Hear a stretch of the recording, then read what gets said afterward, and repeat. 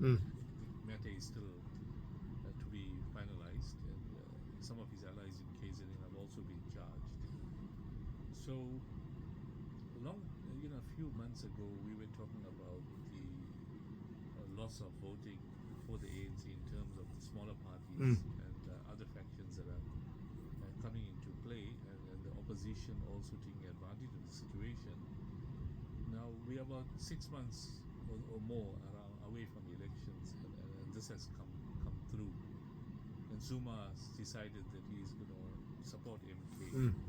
Now some of the MK veterans from KZN support the party, not necessarily throughout the country, and it's going to create more chaos, and it could threaten the ANC, who are expected to get far less than 50% of the national polls, and lose a lot of control in provinces. This may worsen the situation. Sam, you just want to elaborate on that? Yeah. I had a very interesting discussion with an extremely senior former ANC person. To the voters, we're talking to the listeners and to the voters, because I think this discussion is a big discussion.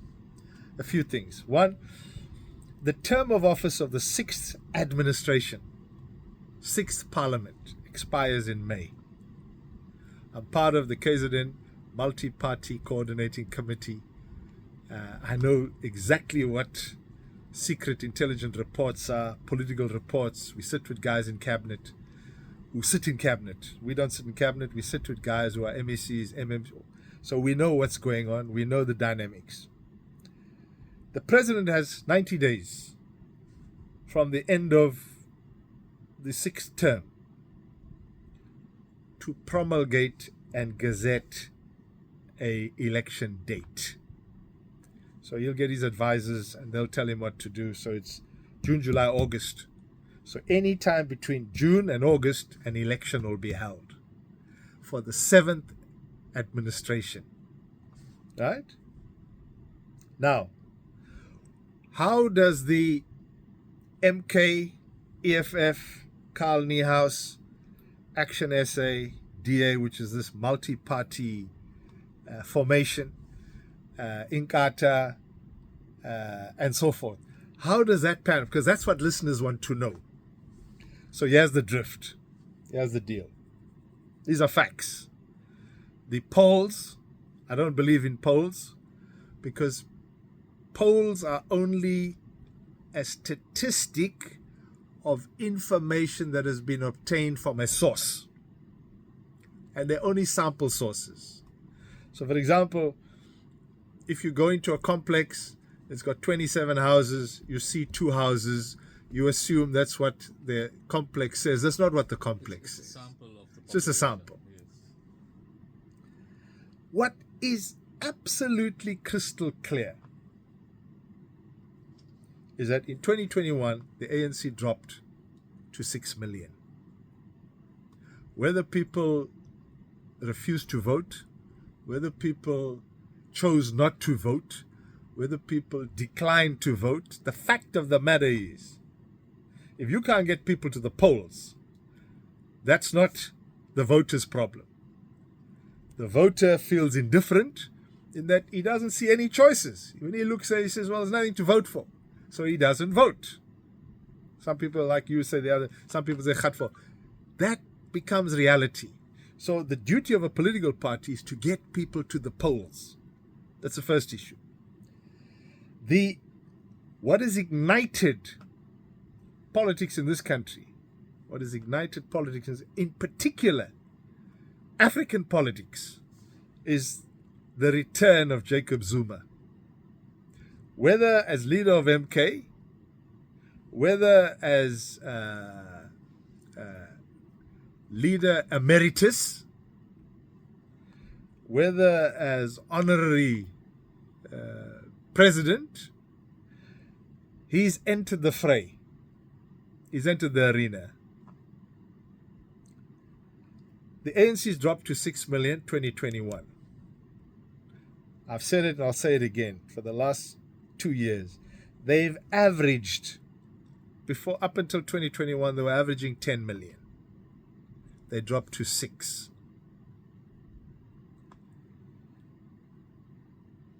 The polls are saying they could come in at between 36 and 42%. The DA, in its excitement, before Zuma came and made that pronouncement, the DA made a big noise. Oh, we got a few percentage points and we catch them. Suddenly, there's a nice English word, it's called alas, eureka, wow, something's happened. Zuma enters the fray. Suddenly the whole dynamics change. Who are going to be the people who are going to lose? Because obviously he has, not him in particular, but that organization has to take from somebody.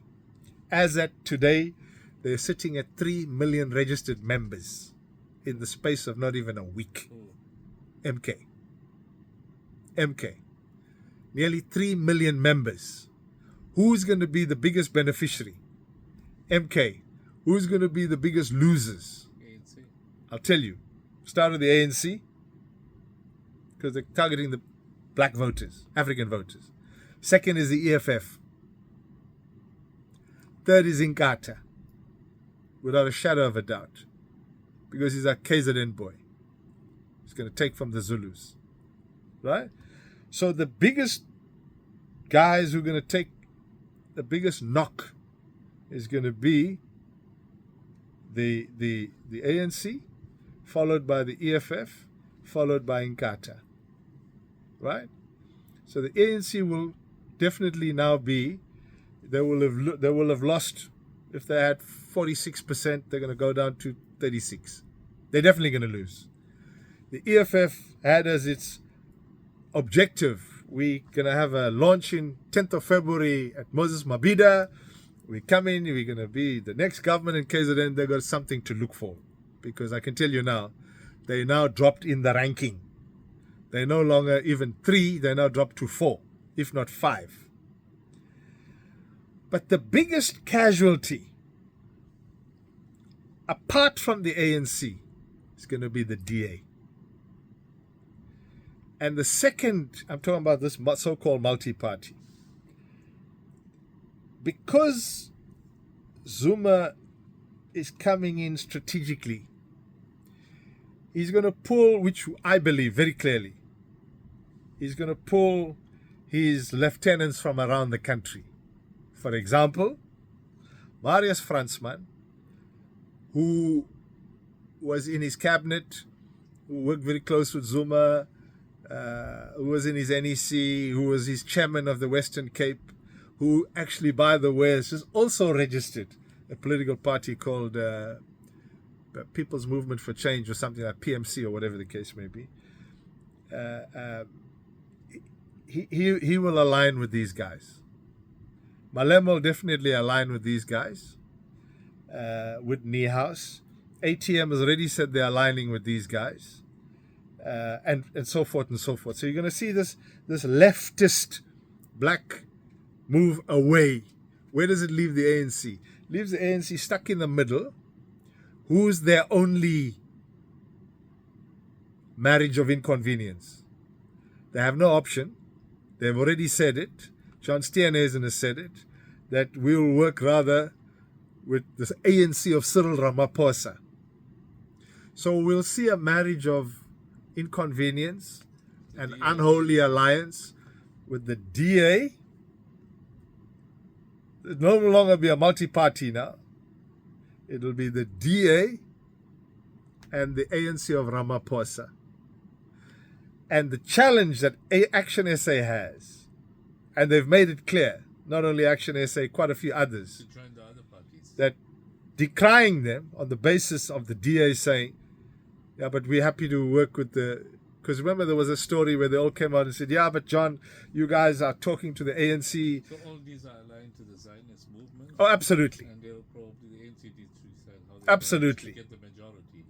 So Cyril, in my humble view, is sitting with a huge headache. What we cannot deny is that the ANC under Zuma included. So let's not now paint Zuma as some messiah or as some glorified solver. He had 9 years. Fair, he built 2 universities. Fair, he did a few other stuff. But what he didn't produce, was economic growth. We don't live on universities. We live on jobs. Jobs send kids to university, right? Jobs pay taxes. Jobs are contributors. People have dignity out of jobs, right? So that was one of his definite, I won't use the word failure, but one of his definite inabilities. He wasn't able to deliver growth, but likewise his successor hasn't. But his predecessor did. Thabo Mbeki produced a GDP of 6% plus. 6% meaning, GDP means when there's more money in the economy. It grew by 6%. People are spending more money. Under Zuma, it only grew by 0.5%. And in some cases, regressed, which was close to an economic recession. So voters must say, now's your chance to analyze. Don't look at the person leading, because they make a lot of noise. Don't look at these pastors, or some of them who come up as Mulanas, or some of them who come up as Hindu priests, or all these religious guys. Look at what they present. What is their ideology? What is their manifesto? What is their competence? Because 2024, you can rest assured, the political landscape is either going to be left or neo-right. Muslim, colored, Cape Malay, Hindu, our Indian brothers, our sane thinking black brothers, our thinkers, intellectuals, nurses, doctors, lawyers, accountants, they're the ones who have to now regroup, because they're going to be affected. Regroup and say, how do we channel our vote where we vote en bloc, as a bloc, so that even if we are minority, the ANC of Cyril and the DA won't come in at 40%. Right? If they do, worst case, best case for them, 45%. They don't have a majority. The challenge is the leftist of Zuma, which could be a danger, could come in at 48 because of the Malema factor and because of all the other small leftists like the UDM. So that's the challenge. But the middle route, the intellectuals, the working class, the middle class, the upper class, the people who pay taxes, they're not represented by either one of these two, left and right. They're the ones who are going to have to determine the future of South Africa. And so we're saying, it's not lost. You will have your chance to elect a group of people who will be able to tell left and right which way South Africa should go without being dictated to by socialist or Zionist or neoliberal policies. We take policies that are in the interest of South Africa, in particular the interests of the poor, the marginalized, and the middle class, including the upper class. Thank you.